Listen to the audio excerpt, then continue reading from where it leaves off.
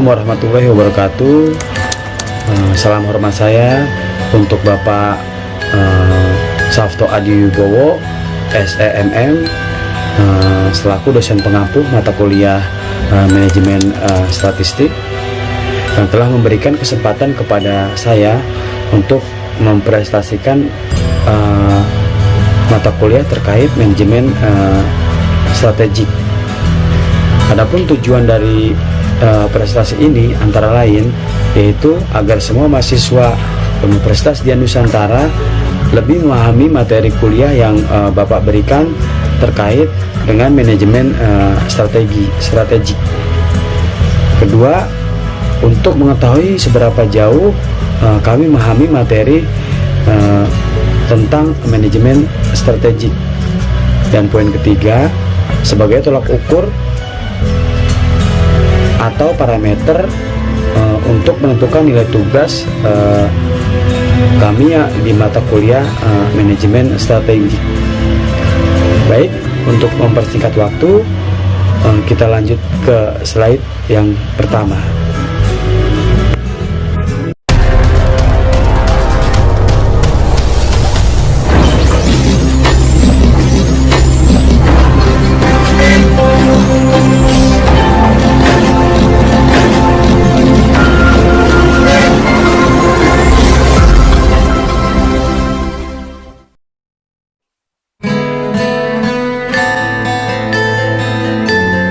Proses strategik. Proses manajemen strategik. Manajemen strategik dapat didefinisikan sebagai seni dan pengetahuan dalam merumuskan, mengimplementasikan serta mengevaluasi keputusan-keputusan lintas fungsional yang memampukan sebuah organisasi mencapai tujuannya. Terdapat 5 proses manajemen strategi yang penting kita ketahui, yaitu antara lain yang pertama, pengembangan misi dan visi organisasi. Yang kedua, menerapkan tujuan organisasi. Poin ketiga, menyusun dan memilih alternatif strategi. Yang keempat, implementasi atas strategi yang dipilih. Poin 5, evaluasi kerja, review situasi dan tindakan koreksi. Pengembangan visi dan misi organisasi, seperti apa yang diinginkan dicapai, diwujudkan organisasi, dan apa yang diinginkan di masa mendatang oleh sebuah perusahaan. Poin kedua, menerapkan tujuan organisasi, yaitu untuk menerjemahkan misi organisasi agar tepat sasaran dan apa yang ingin dicapai dalam suatu perusahaan. Yang ketiga, menyusun dan memilih alternatif strategi, yaitu pola gerak organisasi untuk mencapai tujuan sekaligus menerapkan misi organisasi. Yang keempat, implementasi atas strategi yang dipilih, yaitu usaha untuk memastikan setiap strategi yang dipilih cocok dan dapat dilaksanakan tepat waktu. Poin kelima, evaluasi kinerja, review situasi dan tindakan koreksi, yaitu tindakan evaluasi yang ingin atau masih diperlukan untuk menilai kerja dan kinerja yang dicapai dalam suatu perusahaan.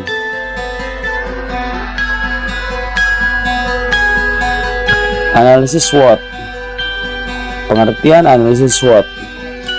SWOT adalah tindakan dari strength atau kekuatan, weakness atau kelemahan, opportunities, peluang, dan threat atau ancaman. Analisis SWOT mengatur kekuatan, kelemahan, peluang, dan ancaman utama perusahaan ke dalam daftar yang terorganisir dan biasanya disajikan dalam bilah kisi-kisi yang sederhana. Strength kekuatan, weakness kelemahan, opportunities peluang, dan threat ancaman.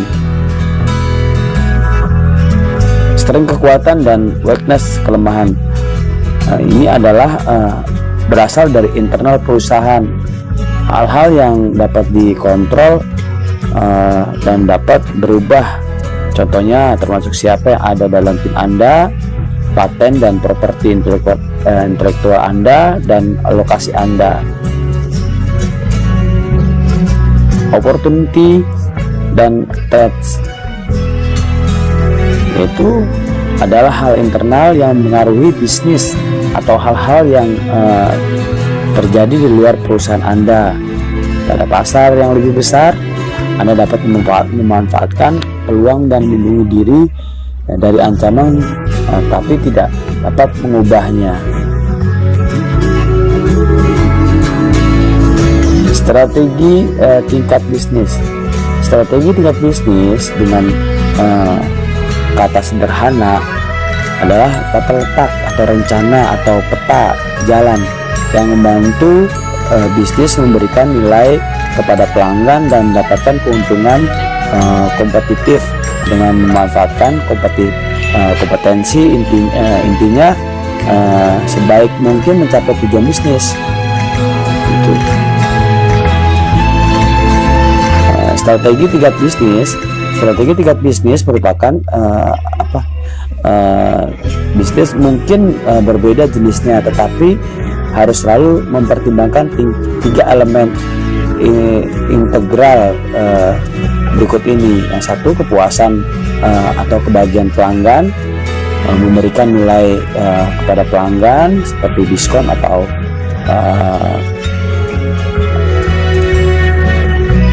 acara bazar dan lain-lain, mengembangkan dan mempertahankan keunggulan kompetitif, menghindari kerugian kompetitif, ROI yang kuat untuk menghasilkan keuntungan yang lebih besar. Pentingnya strategi bisnis. Berikut ada 5 alasan mengapa strategi bisnis diperlukan untuk usaha usaha perusahaan.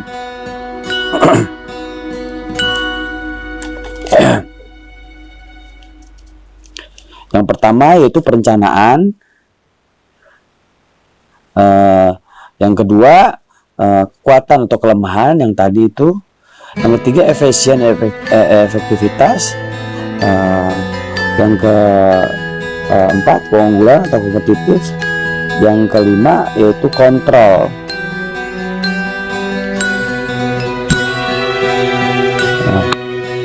Perencanaan untuk mencapai tempat yang diinginkan dengan tujuan bisnis tertentu.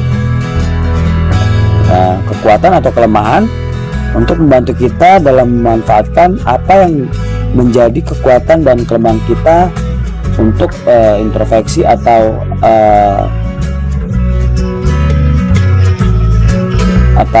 mencari kelemahan dan kekuatan kita agar lebih baik lagi di masa mendatang. Introspeksi. 3. Efisien dan efektivitas. Setiap langkah direncanakan oleh perusahaan dan dialokasikan semua sumber daya untuk kegiatan bisnis untuk menjadi efisien dan efektif secara otomatis bagi setiap karyawan yang bekerja di suatu perusahaan. Yang keempat, keunggulan kompetitif. Ini membuat identitas pada bisnis dan membuat unik di mata pelanggan karena kita memiliki kompetitif yang memadai, lebih unggul dari yang lainnya. Yang kelima, kontrol atau strategi bisnis juga memutuskan rencana yang harus diikuti untuk mencapai tujuan yang harus diikuti oleh karyawan untuk mencapai tujuan di suatu perusahaan. Tentunya untuk organisasi agar lebih mudah mengontrol kegiatan bisnis dan operasional.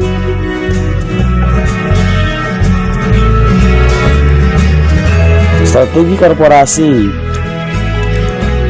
Strategi korporasi merupakan strategi yang direncanakan serta dieksekusi pada tingkat korporasi atau perusahaan. Strategi korporasi ini menentukan segala bisnis yang sedang dijalankan oleh perusahaan dan apa yang ditargetkannya. Mentargetkan perusahaan pada bisnis tersebut. Terdapat 3 jenis strategi korporasi, yaitu strategi pertumbuhan atau growth strategi, yaitu untuk mencapai tujuan perusahaan agar lebih maju lagi. Strategi stability, yaitu untuk kestabilan perusahaan agar tidak terjadi chaos antara di dalam dan di luar perusahaan. Dan ketiga, strategi pembaruan, yaitu renewal strategi, yaitu untuk mencari bisnis baru dan untuk mengikuti perkembangan zaman dengan teknologi 4.0 seperti sekarang ini. Implementasi strategi mengacu pada proses pelaksanaan rencana dan strategi yang sudah dirumuskan. Tujuannya adalah untuk mencapai tujuan jangka panjang yang perusahaan cita-citakan. Proses ini mengubah strategi yang sudah dirancang menjadi aksi dan tindakan nyata untuk mencapai tujuan. Langkah-langkah melakukan implementasi strategi antara lain, tentukan langkah strategi. Poin pertama yaitu bangun rencana. Yang kedua, tentukan KPI, Key Performance Indicator atau kunci performa indikator untuk melihat perkembangan dan kemunduran perusahaan. Tetapkan ritme strategi. Yang ketiga, terapkan pelaporan strategi. Dan yang terakhir, hubungan kinerja ke strategi.